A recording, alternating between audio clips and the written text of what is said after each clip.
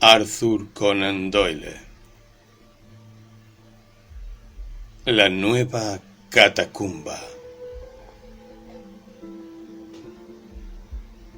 Escuche, Burger, yo quisiera que usted tuviera confianza en mí, dijo Kennedy.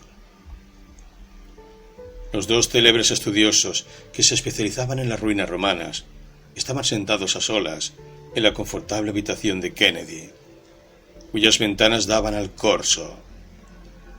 La noche era fría y ambos habían acercado sus sillones a la imperfecta estufa italiana que creaba a su alrededor una zona más bien de ahogo que de tibieza.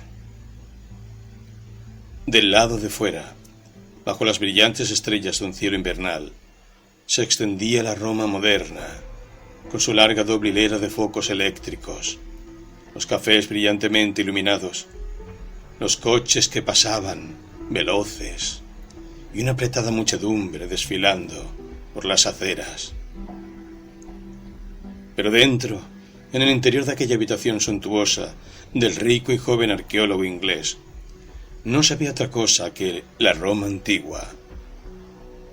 Frisos rajados y gastados por el tiempo colgaban de las paredes, y desde los ángulos asomaban los antiguos bustos grises de senadores y guerreros, con sus cabezas de luchadores y sus rostros duros y crueles.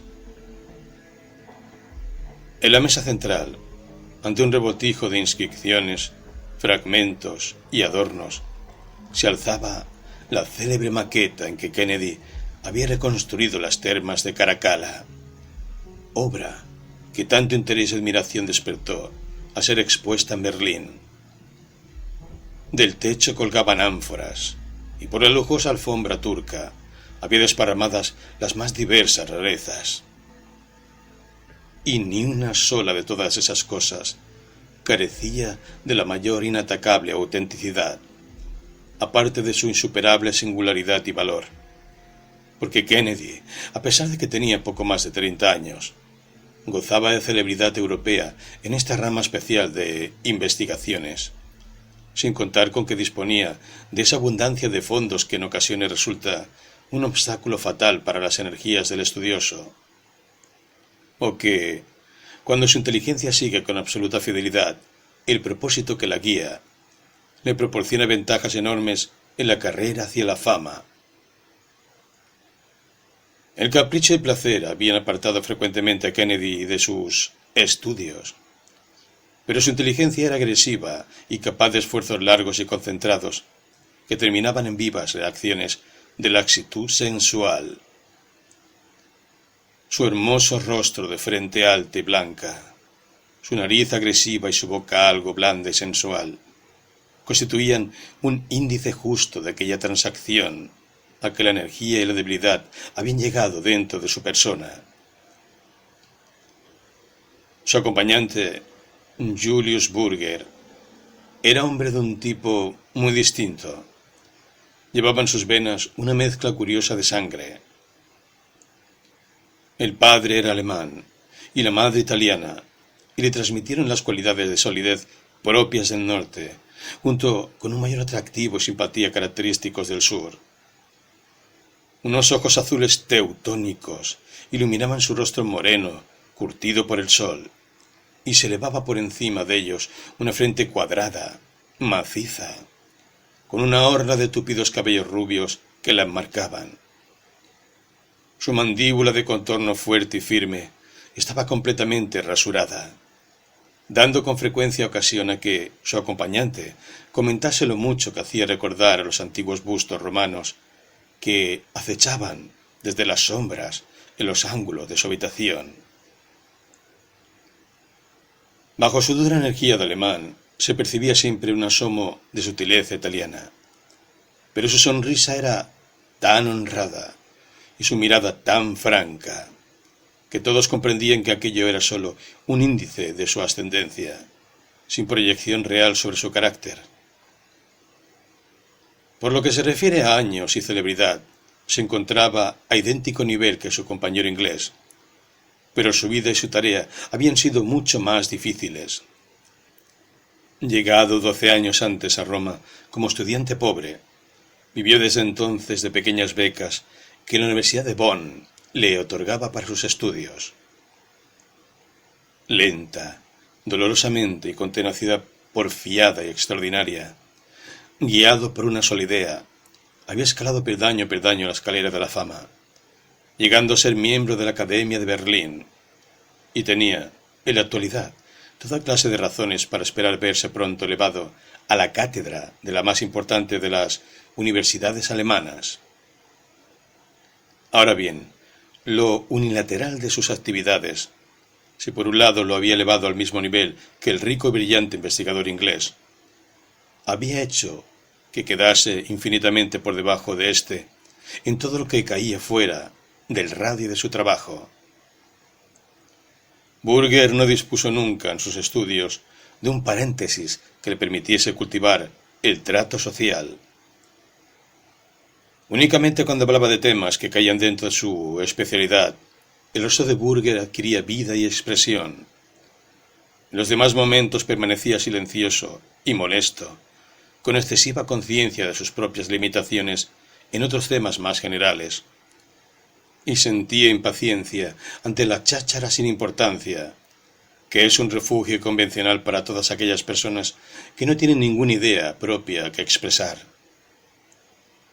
A pesar de todo eso, Kennedy y Burger mantuvieron trato por espacio de algunos años, y al parecer ese trato maduró poco a poco hasta convertirse en una amistad de los dos rivales, de personalidad tan diferente.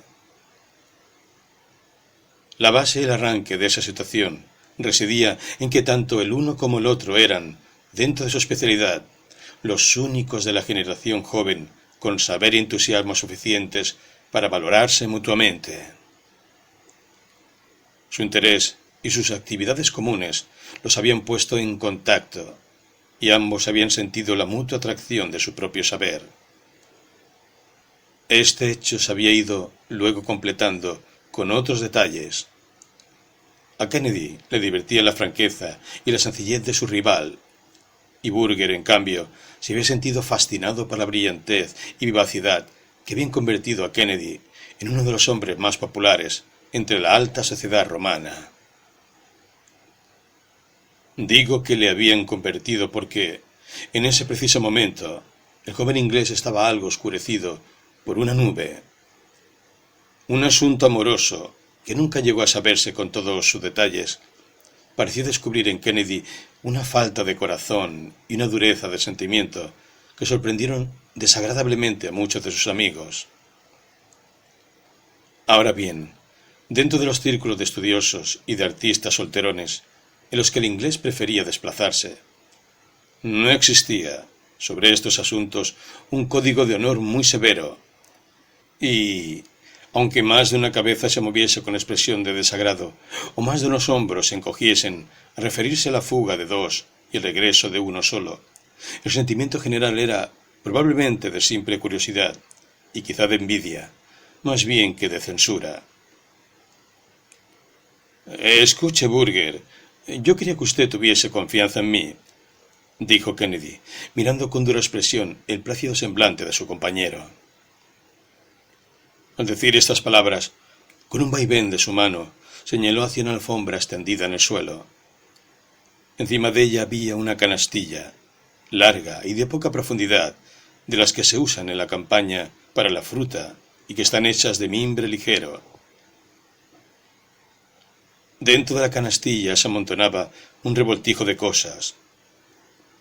Baldosines con rótulos, inscripciones rotas, mosaicos agrietados, papiros desgarrados, herrumbrosos adornos de metal, que para el profano producía la sensación de haber sido sacados de un cajón de basura, pero en los que un especialista habría reconocido rápidamente la condición de únicos en su clase. Aquel montón de objetos variados contenidos en la canastilla de mimbre proporcionaba justo uno de los eslabones que faltaban en la cadena del desenvolvimiento social, y ya es sabido que los estudiosos sienten vivísimo interés por esa clase de eslabones perdidos. Quien los había traído era el alemán, y el inglés los contemplaba con ojos de hambriento. Mientras Burger encendía con lentitud un cigarro, Kennedy prosiguió. Yo no quiero inmiscuirme en este hallazgo suyo, pero sí que me agradaría oírle hablar sobre él. Se trata, evidentemente, de un descubrimiento de máxima importancia. Estas inscripciones producirían sensación por toda Europa. Por cada uno de los objetos que hay aquí, se encuentran allí millones, dijo el alemán.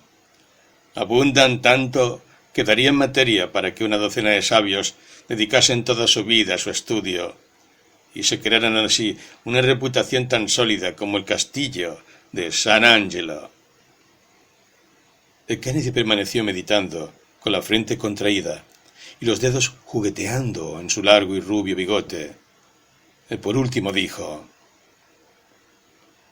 Burger, usted mismo se ha delatado. Esas palabras suyas solo pueden referirse a una cosa. Usted ha descubierto una nueva catacumba. No he dudado ni por un momento de que usted llegaría a esa conclusión, examinando estos objetos. Desde luego. Parecían apuntar en ese sentido, pero sus últimas observaciones me dieron la certidumbre. No existe lugar, como no sea una catacumba, que pueda contener una reserva de reliquias tan enorme como la que usted describe. Así es. La cosa no tiene misterio. En efecto, he descubierto una nueva catacumba. ¿Dónde? Ese es mi secreto, querido Kennedy. Basta decir que su situación es tal que no existe una probabilidad entre 1.000.000 de que alguien la descubra. Pertenece a una época distinta de todas las catacumbas conocidas y estuvo reservada a los enterramientos de cristianos de elevada condición. Y por eso los restos y las reliquias son completamente distintos de todo lo que se conoce hasta ahora. Si yo ignorara su saber y su energía, no vacilaría, amigo mío, en contárselo todo bajo juramento de guardar secreto. Pero tal como están las cosas, no tengo más remedio que preparar mi propio informe sobre la materia antes de exponerme a una competencia tan formidable. Kennedy amaba su especialidad con un amor que llegaba casi a la monomanía, con un amor al que se mantenía fiel en medio de todas las distracciones que se le brindan a un joven rico y disoluto. Era ambicioso, pero su ambición resultaba casi secundaria, frente al simple gozo abstracto y al interés en todo aquello que guardaba relación con la vida y la historia antigua de Roma. Anhelaba ya el ver con sus propios ojos este nuevo mundo subterráneo que su compañero había descubierto, y dijo con vivacidad: Escuche, Burger, le aseguro que puede tener en mí la más absoluta confianza en este asunto. Nada será capaz de inducirme a poner por escrito cosa alguna de cuanto vean mis ojos hasta que usted me autorice de una manera explícita. Comprendo perfectamente su estado de ánimo y me parece muy natural, pero nada puede temer realmente de mí. En cambio, si usted no me explica el asunto, esté seguro de que realizaré investigaciones sistemáticas al respecto y de que, sin la menor duda, llegaré a descubrirlo. Como es natural, si tal cosa ocurriese y no estando sujeto a compromiso alguno con usted, haría de mi descubrimiento el uso que bien me pareciera. Burger contemplaba reflexivo y sonriente su cigarro y le contestó: Amigo Kennedy, he podido comprobar que cuando me hacen falta datos sobre algún problema, no siempre se muestra usted dispuesto a proporcionármelos. ¿Cuándo me ha planteado alguna pregunta a la que yo no haya contestado? Recuerde, por ejemplo, cómo le proporcioné los materiales para su monografía referente al templo de las Vestales. Bien, pero se trataba de un tema de poca importancia. No estoy seguro de que usted me contestase si yo le hiciera alguna pregunta sobre asuntos íntimos. Esta catacumba nueva es para mí un asunto de la máxima intimidad, y a cambio tengo yo derecho a esperar que usted me dé alguna prueba de confianza. El inglés contestó: No veo a dónde va usted a parar, pero si lo que quiere dar a entender es que responderá a mis preguntas relativas a la catacumba si yo contesto a cualquiera de las suyas, puedo asegurarle que así lo haré. Burger se recostó cómodamente en su sofá y lanzó al aire un árbol de humo azul de su cigarro. Luego dijo: Pues bien, dígame todo lo que hubo en sus relaciones con Miss Mary Saunderson. Kennedy se puso de pie de un salto y clavó una mirada de irritación en su impasible acompañante. Luego exclamó: ¿A dónde diablos va usted a parar? ¿Qué clase de pregunta es esa? Si usted ha pretendido hacer una broma, de verdad que jamás se le ha ocurrido otra peor. Pues no lo dije por bromear, contestó Burger con inocencia. La verdad es que tengo interés por conocer el asunto en detalle. Yo estoy en la más absoluta ignorancia en todo cuanto se refiere al mundo y a las mujeres, a la vida social y a todas esas cosas. Y por eso un episodio de esa clase ejerce sobre mí la fascinación de lo desconocido. Lo conozco a usted. La conocía de vista a ella. Llegué incluso en una o dos ocasiones a conversar con esa señorita. Pues bien, me agradaría muchísimo oír de sus propios labios y con toda exactitud cuánto ocurrió entre ustedes. No le diré una sola palabra. Perfectamente. Fue solo un capricho mío para ver si usted era capaz de descubrir un secreto con la misma facilidad con que esperaba que yo le descubriese el de la catacumba nueva. Yo no esperaba que usted revelase el suyo. Y no debe esperar que yo revele el mío. Bueno, el reloj de San Juan está dando las 10. Es ya hora de que me retire a mi casa. No, Burger, espere un poco, exclamó Kennedy. Es verdaderamente un capricho ridículo suyo el querer saber detalles de un lío amoroso que acabó hace ya meses.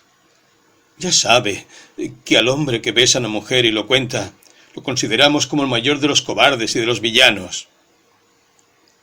Desde luego, dijo el alemán, recogiendo su canastilla de antigüedades. Y lo es cuando se refiere a alguna muchacha de la que nadie sabe nada. Pero bien sabe usted que el caso del que hablamos fue la comidilla de Roma, y que con aclararlo no perjudica nada a Miss Mary Saunderson. De todos modos, yo respeto sus escrúpulos. Buenas noches. Espera un momento, Burger, dijo Kennedy, apoyando su mano en el brazo del otro. Tengo un interés vivísimo en el asunto de esa catacumba y no renuncio así como así. ¿Por qué no me pregunta sobre alguna otra cosa, sobre algo que no resulte tan fuera de lugar? No. Usted se ha negado y no hay más que hablar, contestó Burger con la canastilla bajo el brazo. Tiene usted mucha razón en no contestar, y yo también la tengo. Buenas noches, pues, otra vez, amigo Kennedy. El inglés vio cómo Burger cruzaba la habitación, pero hasta que el alemán no tuvo la mano en el picaporte, no le gritó, con el acento de quien se decide de pronto a sacar el mejor partido de algo que no puede evitar. No siga adelante, querido amigo. Creo que eso que hace es una ridiculez, pero, puesto que es usted así, veo que no tendré más remedio que pasar por su exigencia. Me repugna hablar acerca de ninguna muchacha, pero, como usted bien dice, el asunto ha corrido por toda Roma, y no creo que usted encuentre novedad alguna de cuanto yo pueda contarle. ¿Qué es lo que quería saber? El alemán volvió a aproximarse a la estufa, y dejando en el suelo la canastilla, se arrellanó nuevamente en su sofá diciendo: ¿Puede servirme otro cigarro? Muchas gracias. Nunca fumo mientras me dedico al trabajo, pero saboreo mucho más una charla si saboreo al mismo tiempo un cigarro. A propósito de esa señorita con la que tuvo su pequeña aventura, ¿qué diablos ha sido de ella? Está en Inglaterra, con su familia. Vaya, ¿de modo que en Inglaterra y con su familia? Sí. ¿En qué parte de Inglaterra? ¿En Londres, quizá? No, en Twickenham. Mi querido Kennedy, tendrá que saber disculpar mi curiosidad y atribúyala a mi ignorancia del mundo. Desde luego que resulta asunto sencillo el convencer a una señorita joven de que se fugue con uno durante 3 semanas, integrarla luego a sus familiares de... ¿Cómo dijo que se llama la población? Twickenham. Eso es, Twickenham, pero es algo que se sale tan por completo de todo lo que yo he hecho que no consigo imaginarme siquiera cómo se las arregló usted. Por ejemplo, si hubiese estado enamorado de esa joven, es imposible que ese amor desapareciese en 3 semanas, de modo que me imagino que nunca la amó. Pero si no la amaba, ¿para qué levantó usted semejante escándalo, que ha redundado en su propio daño y que ha arruinado la vida de ella? Kennedy contempló malhumorado el rojo de la estufa y dijo: Desde luego que hay lógica en esa manera de encarar el problema. La palabra amor es de mucha envergadura y corresponde a muchísimos matices distintos del sentimiento. La muchacha me gustó. Ya sabe todo lo encantadora que podía parecer, puesto que la conoció y le habló. La verdad es que, volviendo la vista hacia el pasado, estoy dispuesto a reconocer que nunca sentí por ella un verdadero amor. Pues entonces, mi querido Kennedy, ¿por qué lo hizo? Por lo mucho que la cosa tenía de aventura. ¿Cómo? ¿Tanta afición tiene usted a las aventuras? ¿Qué es lo que quita monotonía a la vida sino ellas? Si empecé a galantearla, fue por puro afán de aventura. Hubo tiempos en que perseguí mucha caza mayor, pero le aseguro que no hay caza como la de una mujer bella. En este caso estaban también la pimienta de la dificultad, porque, como era la acompañante de Lady Emily Ruth, resultaba casi imposible entrevistarse con ella solas. Y para colmo de obstáculos que daban atractivo a la empresa, ella misma me dijo, a la primera de cambio, que estaba comprometida. ¡My God! ¿Con quién? No dio el nombre. Yo no creo que nadie esté enterado de ese detalle. ¿De modo que fue eso lo que dio mayor fascinación a la aventura? La salpimentó, por lo menos. ¿No opina usted lo mismo? Le vuelvo a decir que yo estoy en ayunas en esos asuntos. Mi querido camarada, usted puede recordar por lo menos que la manzana que hurtó del huerto de su vecino le pareció siempre más apetitosa que la del suyo propio. Y después de eso me encontré con que ella me quiso. ¿Ah, sí? ¿De sopetón? Oh, no. Me llevó por lo menos 3 meses de labor de zapa y ataque. Pero la conquisté, por fin. La muchacha comprendió que el estado de separación judicial en que me encuentro con respecto a mi esposa me imposibilitaba para entrar con ella por el camino legal. Pero se fugó conmigo, a pesar de todo, y mientras duró la aventura lo pasamos estupendamente. Pero... ¿y el otro? Kennedy se encogió de hombros y contestó: yo creo que es un caso de supervivencia de los mejores. Si él hubiese sido el mejor de los dos, ella no lo habría abandonado. Pero basta ya del tema, porque ha llegado a hastiarme. Solo otra pregunta. ¿Cómo se desembarazó de ella a las 3 semanas? En ese tiempo, como usted comprenderá, ya había bajado un poco nuestra temperatura. Ella se negó a regresar a Roma. no queriendo reanudar el trato con quienes la conocían.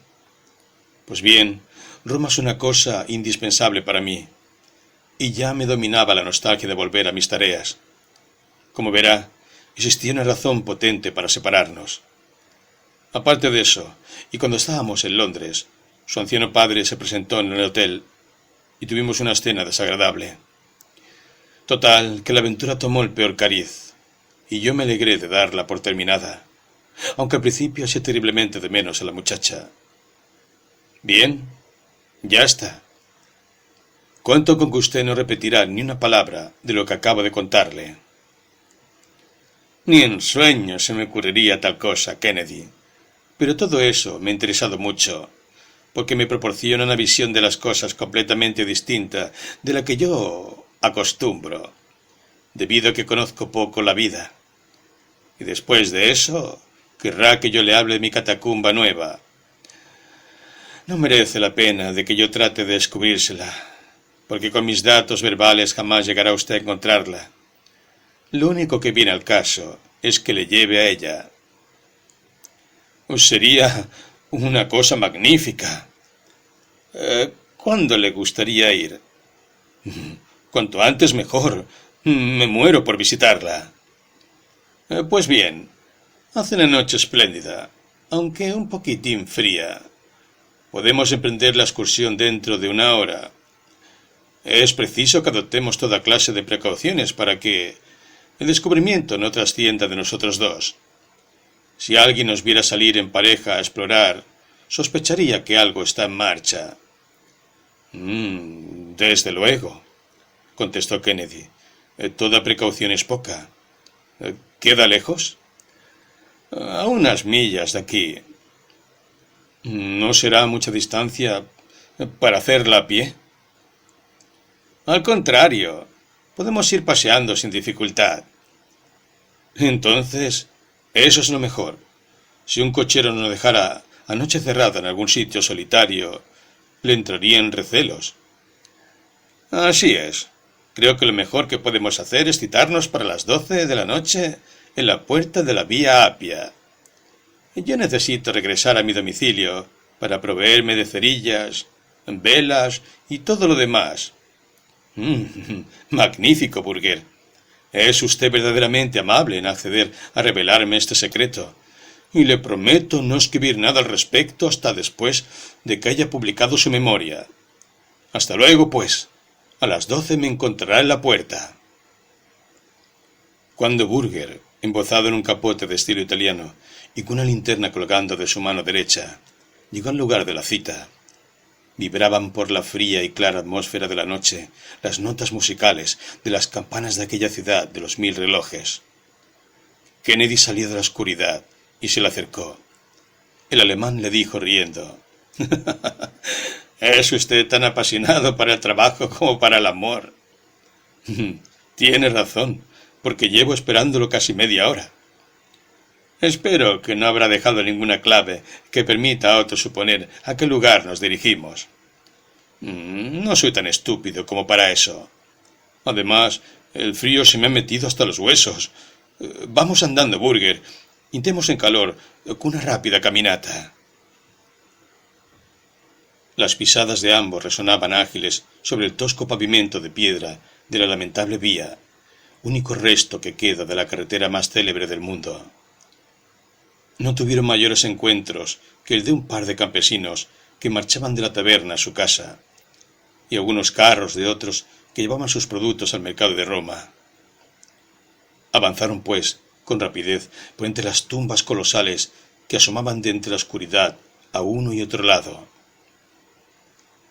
Cuando llegaron a las catacumbas de San Calixto y vieron alzarse frente a ellos, sobre el telón de fondo de la luna naciente, el gran bastión circular de Cecilia Metella, se detuvo Burger, llevándose la mano a un costado.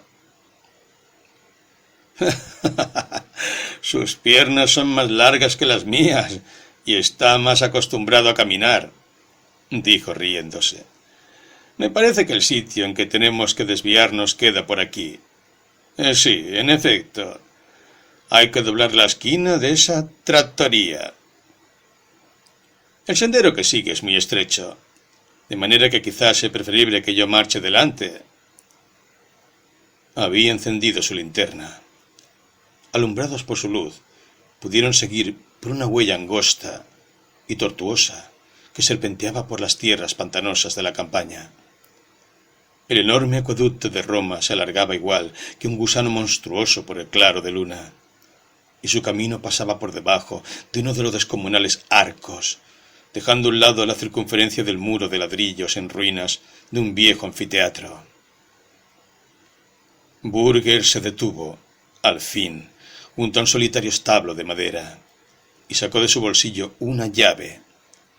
Kennedy, al verlo, exclamó: «No es posible que su catacumba esté dentro de una casa». «La entrada sí que lo está. Eso es precisamente lo que evita el peligro de que nadie la descubra». «¿Está enterado el propietario?» «Ni mucho menos. Él fue quien hizo un par de hallazgos por los que yo deduje, casi con seguridad, que la casa estaba construida sobre la entrada de una catacumba. En vista de eso, se la alquilé y realicé yo mismo las excavaciones. Entre usted y cierre luego la puerta». Era una construcción larga y vacía, con los pesebres de las vacas a lo largo de una de las paredes. Burger depositó su linterna en el suelo y la tapó con su gabán, salvo en un solo sentido, diciendo: «Podría llamar la atención. Si alguien viese luz en un lugar abandonado como este, ayúdeme a levantar esta plataforma de tablas». Entre el suelo y las tablas había, en el ángulo, algo de holgura, y los dos sabios fueron levantándolas una a una y colocándolas de pie, apoyadas en la pared. Se veía en el fondo una abertura cuadrada y una escalera de piedra antigua, por la que se descendía a las profundidades de la caverna. «Tenga cuidado», gritó Burger, al ver que Kennedy, aguijoneado por la impaciencia, se lanzaba escaleras abajo. «Es una verdadera madriguera de conejos, y quien se extravíe en su interior tiene 100 probabilidades contra una de quedarse dentro. Espere que yo traiga la luz». «Si tan complicada es, ¿cómo se las arregla para orientarse?»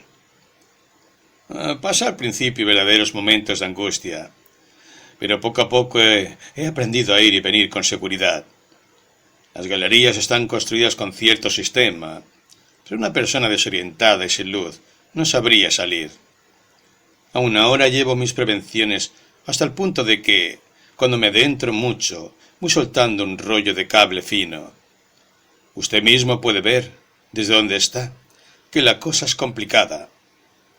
Pues bien, cada uno de esos pasillos se divide y subdivide en una docena más antes de las próximas 100 yardas. Habían bajado unos 20 pies desde el nivel de los establos y se encontraban dentro de una cámara cuadrada, excavada en la blanda piedra caliza. La linterna proyectaba sobre las agrietadas paredes una luz oscilante, intensa en el suelo y débil en lo alto. De este centro común irradiaban negras bocas en todas las direcciones. Burger dijo: «Sígame de cerca, amigo mío. No se entretenga mirando nada de lo que se ofrece en nuestro camino, porque en el sitio al que lo conduzco encontrará todo lo que por aquí pueda ver y otras muchas cosas. Ahorraremos tiempo marchando hasta allí directamente». Avanzó Burger con resolución por uno de los pasillos, y detrás de él, Kennedy, pisándole los talones. De trecho en trecho, el pasillo se bifurcaba, pero era evidente que Burger seguía algún propio sistema suyo de señales secretas, porque nunca se detenía ni dudaba. Por todas partes, a lo largo de las paredes, los cristianos de la antigua Roma yacían en huecos que recordaban las literas de un buque de migrantes. La amarilla luz se proyectaba vacilante sobre los arrugados rasgos faciales de las momias, resbalando sobre las redondeces de los cráneos y de las canillas largas y blancas, de los brazos cruzados sobre los descarnados pechos. Kennedy miraba con ojos ansiosos, sin dejar de avanzar. Las inscripciones, los vasos funerarios, las pinturas, las ropas y los utensilios que seguían en el mismo sitio en que los colocaron manos piadosas muchos siglos antes.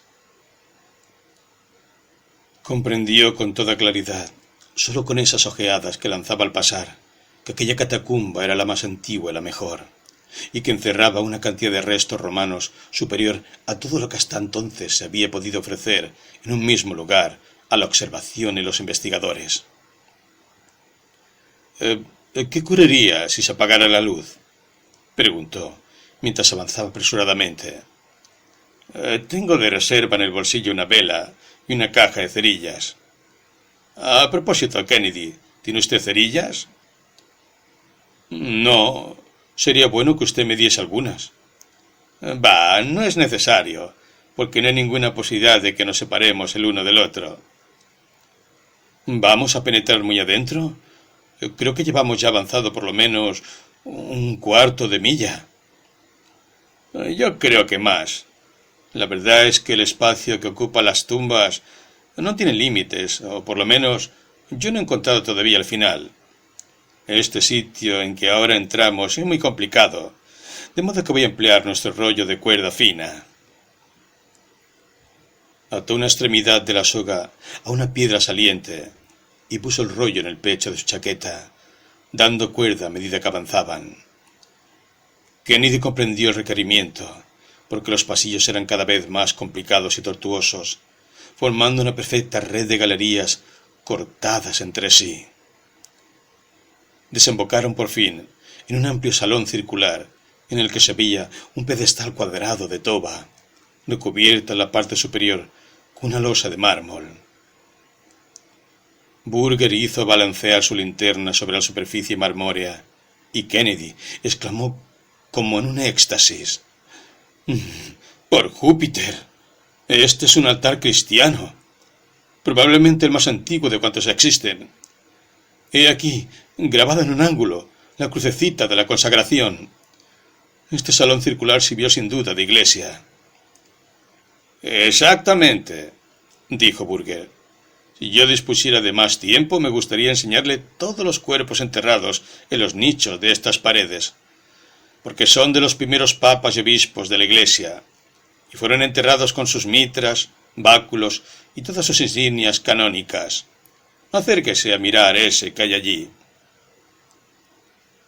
Kennedy cruzó el salón y se quedó contemplando la fantasmal cabeza, que quedaba muy holgada dentro de una mitra hecha jirones y comida por la polilla.